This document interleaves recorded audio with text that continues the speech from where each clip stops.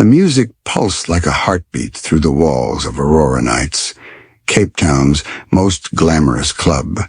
Red velvet curtains framed the stage, smoke curled in the dim light, and the crowd hushed as though waiting for a queen. Then she appeared. Naledi Khumalo stepped into the spotlight. Tall, elegant, every movement measured like poetry. She did not smile to please. She did not flirt for tips. She commanded. Her body swayed with liquid grace, telling a story without words, a story of survival, strength, and unbroken spirit. The crowd was spellbound. Drinks paused in midair. Conversations died mid-sentence. To them, Naledi wasn't just a dancer. She was the night itself. Backstage, however, shadows grew heavier. Zinhle Dube, with her flawless makeup and forced smile, watched from the corner. For years she had flipped, twirled, bent herself backward to entertain strangers, chasing every tip like air itself. Yet somehow, Naledi, who barely lifted a finger, always left with the fullest jar, the loudest applause, the greatest respect. "No, she ain't even sweating," Zinhle hissed under her breath, brushing glitter across her shoulders. "And they throw money at her like she's a goddess." Beside her, Ayanda Mthembu, one of the newer girls, giggled nervously. "That's because she is, Zinhle. Even the VIP list moves when Naledi's on stage." Zinhle's jaw tightened. Her envy was no longer hidden. It burned like a storm behind her lashes.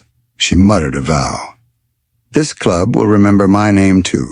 I'm done waiting."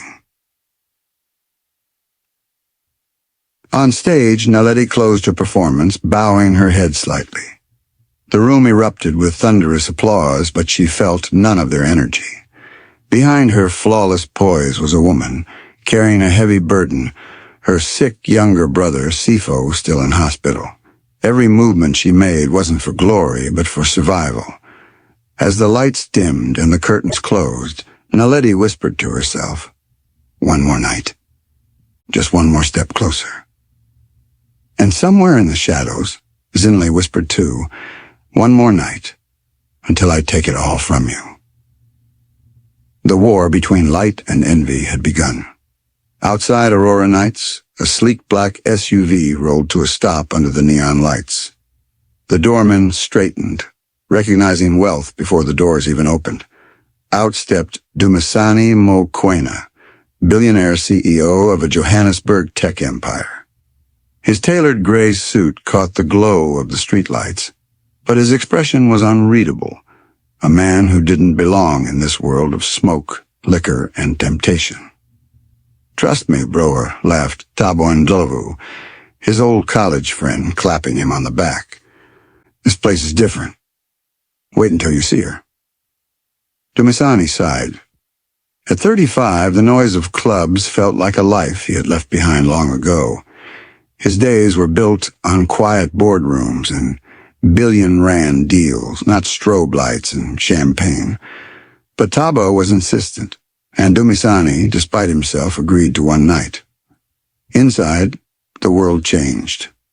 The scent of perfume and ambition mixed with the heavy thrum of music.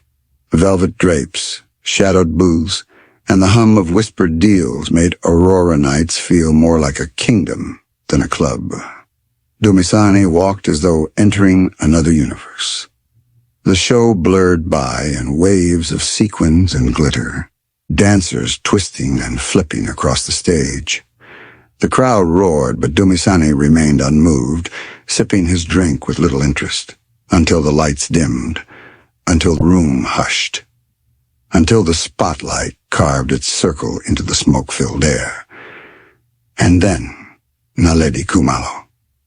She walked, not danced, onto the stage, her presence a storm of quiet command.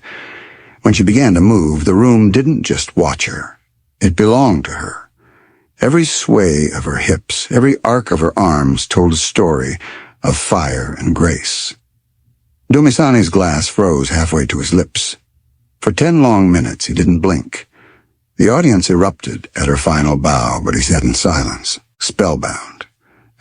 See? The private suite of Aurora Nights, was a world apart from the pounding music outside. The amber glow of wall lamps softened the leather couches. A bottle of cold water rested untouched on the table, and silence replaced the chaos of the dance floor. Naledi Khumalo entered with quiet confidence, wrapped in a satin robe, her curls slightly damp from her performance. She shut the door gently behind her and fixed her gaze on the man waiting inside. "You called?" Her voice was steady, though curiosity flickered in her eyes. Dumisani Mokoena rose from his seat. Tall, sharply dressed, his presence carried power without arrogance. He extended his hand. Dumisani Mokoena." She hesitated for a heartbeat, then shook it. "Naledi." "I know," he said with a faint smile. "Everyone does." She raised an eyebrow, then sank gracefully onto the couch opposite him, crossing her legs and studying him carefully. "So, what do you want? A private dance? Something more?" Dumisani shook his head. "No, I just want to talk." Naledi blinked, momentarily disarmed. "You paid $2 million to talk?" "Yes." His voice was calm, certain. "Most men pay for what they don't understand. I don't want to be like them." Her lips curved into a half-smile, suspicious yet intrigued. "And what do you want to understand?" "You," he answered simply. The word lingered in the air, heavier than the silence. Naledi felt her guard slip just slightly. Few people had ever asked to know her. They wanted her performance, her body, her illusion, never the woman behind it. "I'm a psychology student," she said slowly. "By night, I dance. By day, I study. I'm just trying to survive. My little brother's in the hospital. The bills don't wait." Dumisani's eyes softened. "That's more than survival. That's strength." Her voice wavered, just a fraction. "Why does that matter to you?" He leaned forward. "Because people who shine the way you do usually carry storms behind them. And storms, they tell the truest stories." Naledi sat back, lips parted but silent. For the first time in years, she wanted to answer honestly. Backstage, however, Zinhle Dube slammed her locker shut, a sound echoing like thunder. $2 million, just to talk. To her. Rage burned in her chest. She wasn't invisible. Not anymore. And in that moment, two lives took different paths, one toward light, the other into shadow. Oh chuckled. "Told ya, but Dumisani wasn't listening. He was already reaching for a pen, scribbling on the back of his business card. He handed it to a bouncer with a calm instruction. "For Naledi, no pressure. 15 minutes of her time, no strings." Backstage, Naledi had just finished wiping the sweat from her brow when the floor manager arrived, grinning, waving a white envelope. "VIP request," he teased. "From the man in the gray suit. He dropped $2 million. Just to talk." Naledi froze, confused. $2 million. For conversation? Her life was about to change. The hum of the dressing room at Aurora Nights was usually filled with chatter, giggles, and the rustle of costumes. But tonight, it was pierced by the metallic clang of a locker slamming shut. Zinhle Dube stood rigid, her jaw tight, her reflection in the mirror cracking under the weight of her envy. $2 million ran just to talk. To her. To Naledi. Around her, the other dancers exchanged uneasy glances. No one dared speak. They all recognized that sound, the warning bell of Zinhle's frustration boiling over. "She walks out there like she owns the place," Zinhle spat, pacing with her heels clicking like gunshots on the tiled floor. "Doesn't flirt, doesn't hustle, barely lifts a hand, and men fall at her feet." Ayanda Memthembu, applying lipstick in the corner, spoke softly. "Maybe she's just good." The look Zinhle shot her could have cut glass. "We all work hard, some of us harder, But somehow it's always Naledi who gets the applause, the money, the attention. Her voice dropped to a whisper, venom curling in every word. I'm done watching her take everything. If the game is unfair, maybe it's time I change the rules. She grabbed her bag, her movements sharp, decisive. The air in the room thickened, heavy with dread. None of the dancers moved to stop her. They had all felt jealousy before, but this was darker. Out in the cool Cape Town night, Zinhle pulled her hoodie tighter around her shoulders. Her phone glowed in her hand, the screen lighting her face in the shadows of Long Street. Her thumbs hovered for a second before flying across the screen. You still hang around after hours? Need a favor. Nothing big, just scare someone. Make her think twice about coming back. Her finger hesitated above the send button, but her anger burned hotter than doubt. She pressed it. Back inside, Naledi Khumalo sat quietly in the VIP suite with Dumisani Mokoena. For the first time in years, she allowed herself to laugh a real laugh, unforced and soft. Dumisani listened, smiling warmly, asking nothing from her except her story. Outside those walls, however, Zinhle had already chosen her path, and Naledi's laughter would not last long. The next evening, Naledi's heels clicked softly against the polished floors of the V&A Waterfront Art Gallery. The room was alive with soft jazz, minimalist sculptures, and paintings that seemed to breathe in the golden light. For once, she was not in sequins or satin, just a simple black blouse, jeans, and her natural curls framing her face. Dumisani Mokoena stood waiting near a modern sculpture, hands tucked in his coat pockets. When he saw her, his eyes softened. You look... He paused, smiling gently. Different. Normal? Naledi teased, raising an eyebrow. Beautiful, he corrected without hesitation. She blushed, something rare for a woman who faced crowds of strangers every night without flinching. Together they strolled through the gallery, talking about art, psychology, and the hidden masks people wear. Naledi spoke about how dancing had become both her shield and her cage, a way to pay the bills, but also a performance that kept her true self locked away. Then Dumisani stopped walking. He reached into his coat and pulled out a folded envelope. I looked you up, he said quietly. Naledi froze, her body stiff. You what?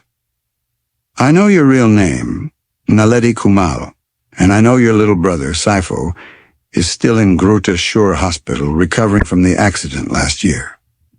His tone was gentle, but his words struck like a drum beat. Her breath caught.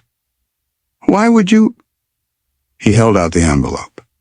This isn't about control, it's a donation, in Sipho's name. Enough to cover his next surgery. Naledi's hand trembled, but she didn't take it. Her eyes narrowed with suspicion. And what do you expect in return? Nothing, Dumisani replied firmly. I just want to help someone who shouldn't have to carry the world alone. For long moments, silence stretched between them.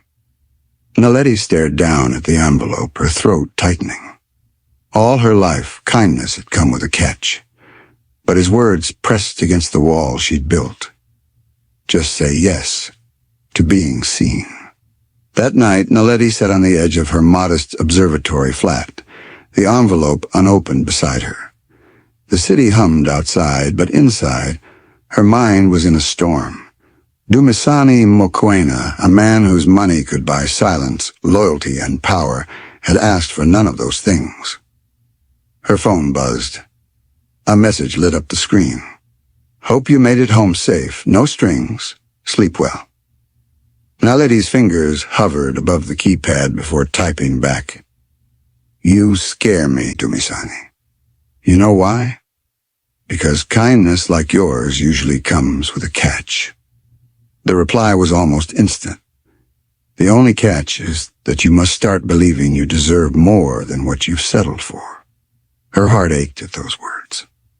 For the first time, she dared to wonder if this could be the beginning of something real. Rain misted over Long Street, painting the neon reflections of Cape Town into trembling pools on the wet pavement. Naledi walked barefoot, her heels tucked into her tote bag, her robe clutched around her shoulders. She usually caught a ride after late shifts, but tonight she needed the night air to clear her mind. Every step echoed in the quiet street. The laughter of tourists faded behind her, replaced by something heavier silence that didn't feel empty but watched. Naledi's skin prickled.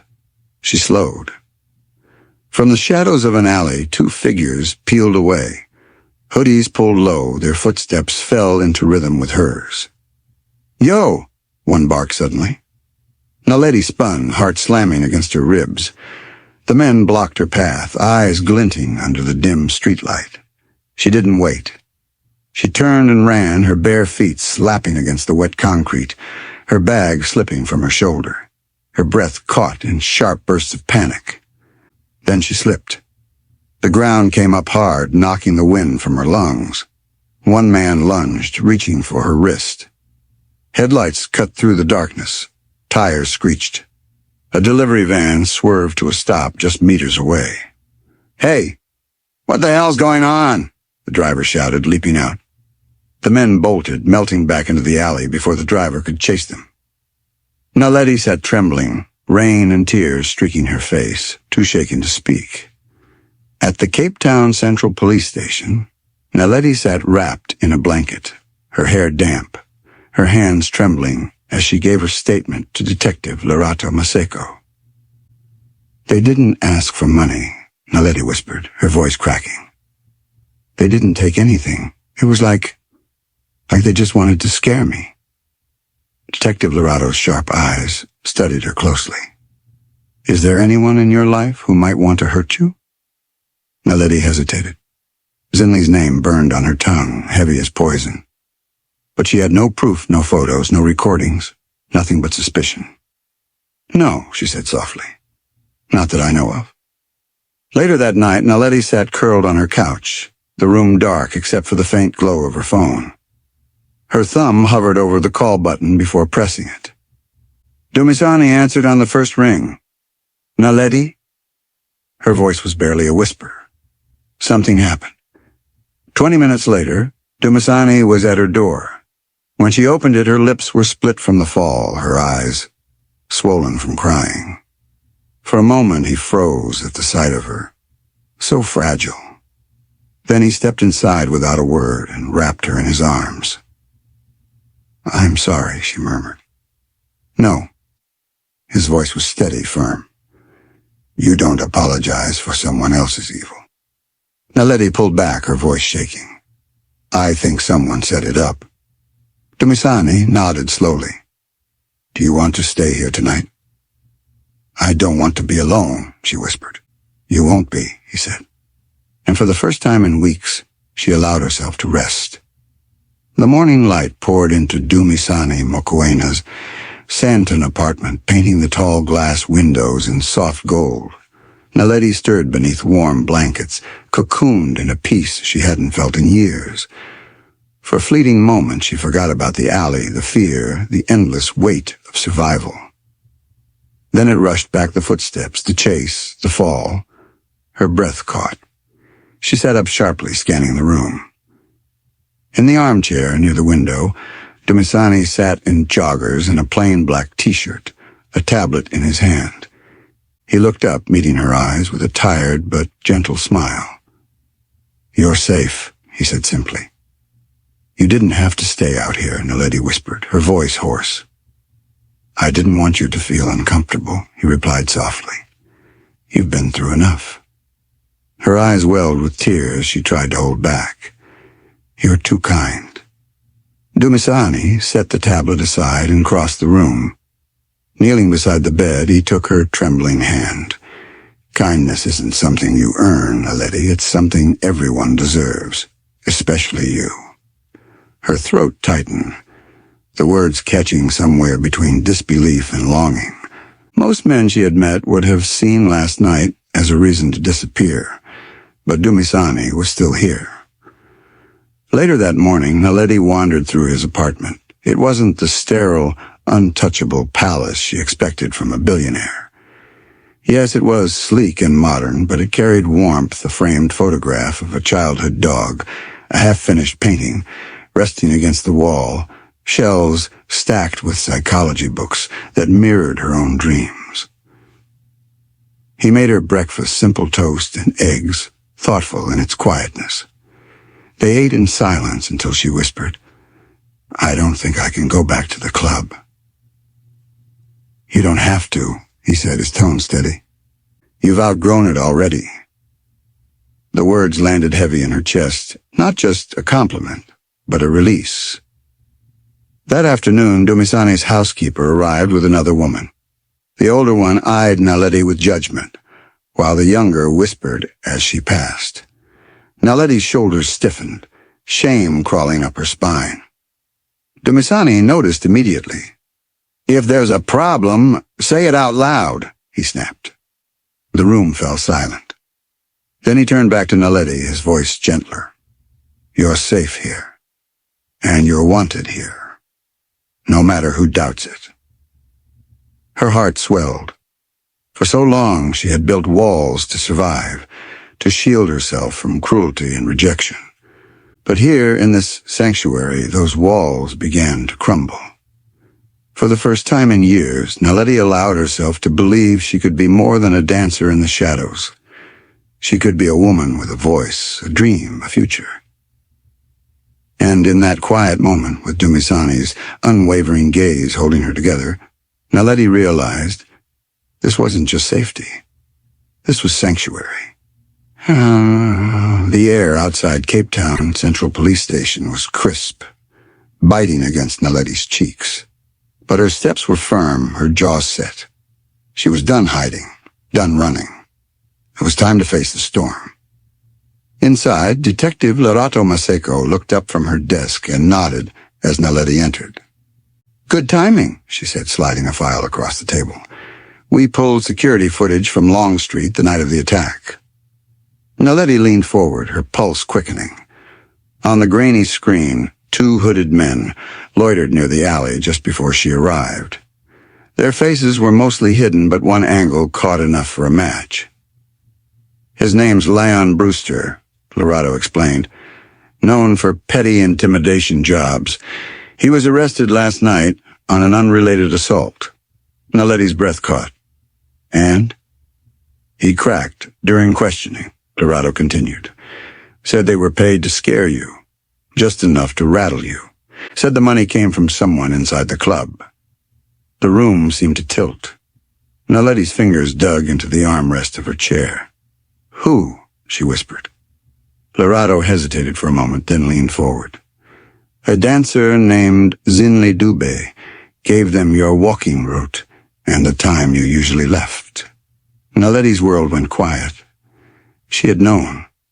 Deep in her gut, she had known. The venom in Zinhle's eyes, the sharpness in her tone, the storm she carried it, had all led to this. "She hasn't been charged yet," Lorato added carefully. "But with your testimony, we'll have enough." Naledi nodded, her voice steady even as her heart thundered. "I'll testify." Later, when she returned to Dumisani's Santon apartment, he was already waiting at the window. She stepped inside, her cheeks flushed, her eyes stormy. He didn't ask. He just opened his arms. "She sent them," Naledi whispered into his chest. "Zinhle. I knew it." Dumisani stiffened, his jaw tightening. "She's not getting away with this." That night, Naledi scrolled through photos of herself and her brother Sipho. Images of hospital beds, tired smiles, long nights. She thought of all the times she had wanted to quit, all the nights she pushed through because she had no choice. But now she wasn't alone.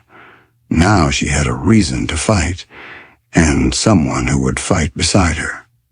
The storm had a name, and soon so would justice. A quiet morning at Aurora Nights. The music hadn't started. Chairs still stood upside down on tables. Dancers trickled in slowly, clutching coffee cups and fixing their makeup in mirrors. The sharp click of heels cut through the silence. Zinhle Dube strutted in, sunglasses perched high, her phone glued to her ear as she bragged about a rebranding photo shoot she was planning. Her voice was loud, commanding, as if nothing could touch her. She didn't notice the two uniformed officers enter. She didn't see Detective Lorado Maseko step forward, eyes locked on her. "Zinhle Dube?" Lorado's voice rang across the room. Zinhle paused mid-sentence, lowering her phone. Yeah? "You're under arrest for a conspiracy to commit assault and endangerment," Lorado declared firmly. Gasps rippled through the room. Makeup brushes froze mid-air. The DJ stood from behind his booth, and even the bartender stopped polishing glasses. "What?" Zinhle's voice cracked, her mask of control slipping. She stepped back, her heels clattering against the wooden floor. "This is a mistake. I didn't touch anyone." "You didn't have to," Lorado said flatly. "You paid others to do it for you." Handcuffs snapped around Zinhle's wrists. Her eyes darted desperately around the club, searching for someone, anyone, to defend her. But no one moved. Not Ayanda, not the manager, not even the security guard she had flirted with the week before. And then Naledi Khumalo stepped out from the hallway. Calm, composed, her gaze steady. Their eyes met. Zinhle's mouth opened, but no words came. Naledi didn't gloat. She didn't smile. She simply spoke, her voice low but cutting. "You could have used your power to rise. Instead, you chose to destroy." Zinhle was dragged out into the daylight she had always avoided.